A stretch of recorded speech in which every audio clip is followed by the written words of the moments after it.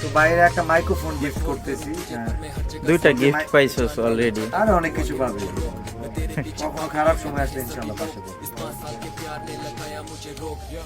একদম ফ্রেশ, আপনি চেক করে দিন। নতুন মাত্র ইনটেক। এই যে যে পলিটা, এই যে পলিটা, এই সিলটা খুলছে। ভাইয়ের এই গিফটটা আসলে আমি কি বলবো, মানে আমি তো এটাই বলবো, মানে টাকা দিয়ে কোনো কিছু কেনা সম্ভব না।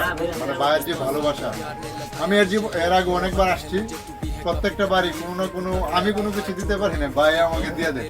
তো ভালোবাসা মনে যারা আছেন বললাম যে ঠিক আছে, তো ভাইয়ের কাছ থেকে গিফট পেলাম, এটা অনেক লক্ষ কোটি টাকার চেয়ে আমার কাছে অনেক দামি মনে হচ্ছে। এটা কেনার মতো আমার সামর্থ্য আছে, অনেকে জানেন। তবে ওনার কাছ থেকে পাওয়াটা এটাও কিন্তু একটা মানে নিজের কাছে গর্ববোধ মনে করি এবং ভাগ্যবোধ মনে করি আমি, ঠিক আছে।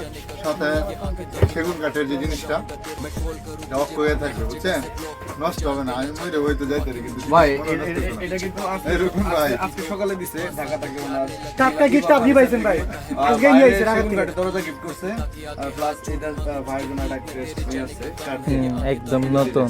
দেখেন এটা আপনাকে কি বললো তো শুনছি ভাই, এটা কি করেন ভাই, ভালোবাসা ইনশাআল্লাহ এর আগে যত্ন আছে।